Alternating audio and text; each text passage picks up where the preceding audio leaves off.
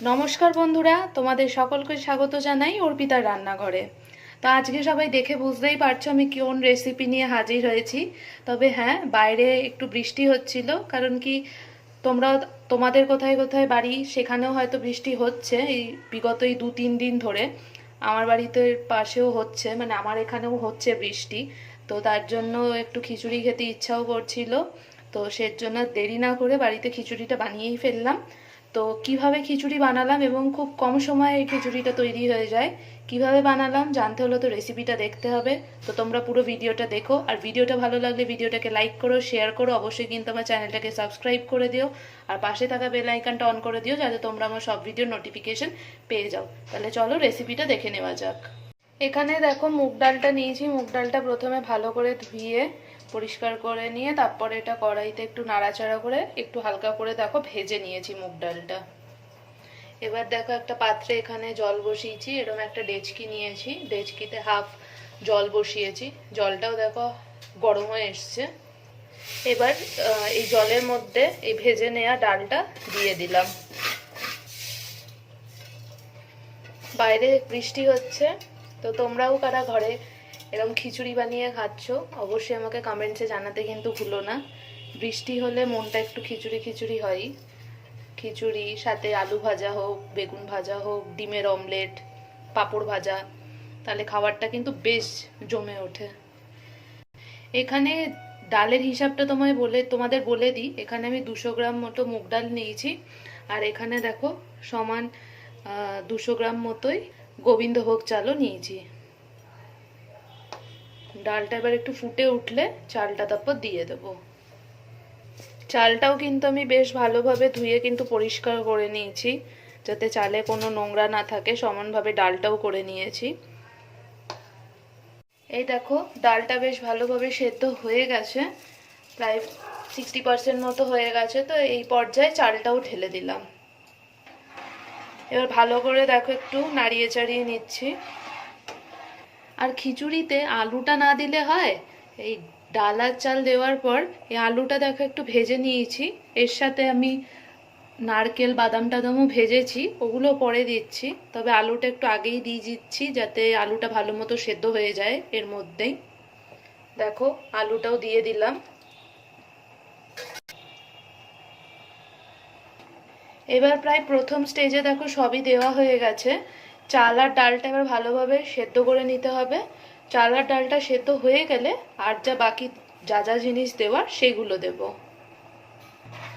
এই দেখো কত সুন্দরভাবে চাল আর ডালটা সেদ্ধ হয়ে গেছে।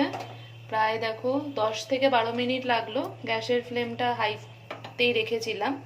এবার হচ্ছে এদিকে দেখো একটা মশলা বানিয়ে রেখেছি। এটা হচ্ছে সহজ পদ্ধতিতে তোমরা কিভাবে সময় বাঁচিয়ে খিচুড়িটা বানাতে পারবে, আলাদা আলাদা করে সব কিছু না দিয়ে। দেখো এখানে আমি একটা মশলা করে নিয়েছিলাম, আদা আর কাঁচা লঙ্কা। এবার বাটি ধোয়া জলটা নিয়ে ওর মধ্যে দেখো টমেটো কুচি, তারপর মশলার মধ্যে পরিমাণ মতো নুন, তারপর হলুদ গুঁড়ো, জিরের গুঁড়ো, ধনের গুঁড়ো, আর ভেজে রাখা নারকেল আর বাদাম সব কিছু দিয়ে দেখো মিশিয়ে নিয়েছি। এবার এই মেশানোটাই এর মধ্যে দিয়ে দেবো।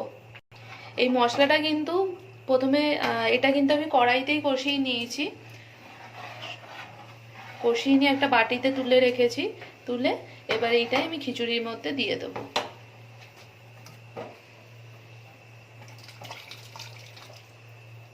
এতে অনেক সময়ও বাঁচবে, আর আলাদা আলাদা করে সবকিছু করতেও হবে না। হাতে কম সময় থাকলে, খিচুড়ি খাওয়ার ইচ্ছাও থাকলে, অল্প সময়তেই তোমরা কিন্তু এটা অনায়াসে করে ফেলতে পারো।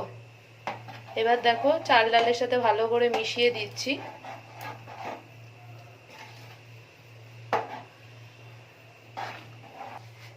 এবার মশলা টশলা দেওয়ার পর দেখো ভালোভাবে এটা আর কিছুক্ষণের জন্য একটু ফুটতে দেব, যাতে চাল ডালের সাথে মশলাটা ভালোভাবে মিশে যায়, তবে খুব একটা বেশিক্ষণের জন্য না।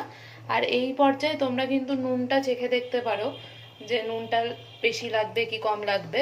তো আমি একটু মুখে দিয়ে দেখলাম নুনটা একটু কম হয়েছে বলে আর একটু নুন দিয়ে দিলাম। মশলাটা কষানোর সময় নুনটা আমি দিয়েছিলাম, তবে একটু কম হয়েছে, তো এখন এই পর্যায়ে নুনটা দিয়ে দিলাম। আর দেখো একটু চিনি দিলাম। এটা যেহেতু নিরামিষ খিচুড়ি, তো সব ফ্লেভারগুলো ব্যালেন্স করার জন্য একটু চিনিও দিলাম, তবে সামান্য মাত্রায় দিয়েছি একটু। এবার সব নুন আর চিনিটাও ভালো করে মিশিয়ে নিয়েছি। এবার এটা কিছুক্ষণের জন্য ফুটতে দেব। প্রায় 5 মিনিট মতো হয়ে গেছে, বেশ ভালোভাবে সবকিছু মিশে গেছে, ফুটে গেছে। এবার নাবানোর আগে খিচুড়ির স্বাদটা তো একটু ঘি না দিলে হয় না, ঘিটা দিলে কিন্তু স্বাদটারও বেশ ভালো আসে। তো এই নামানোর আগে একটু ঘি দিয়ে দিচ্ছি এর মধ্যে। তবে ঘিটা আমি বললাম একটু দিচ্ছি, কিন্তু একটু না।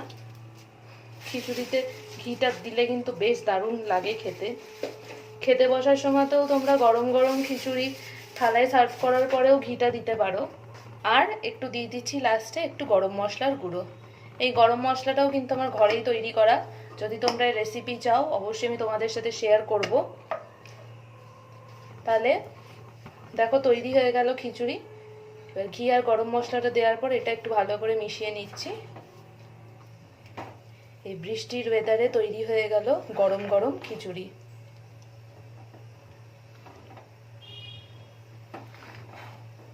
তোমরাও এভাবে খিচুড়িটা বাড়িতে বানিও, আর তোমাদের মতামত অবশ্যই এসে আমাকে কমেন্টসে শেয়ার করো। আর ভিডিওটা ভালো লাগলে ভিডিওটাকে লাইক করো, শেয়ার করো।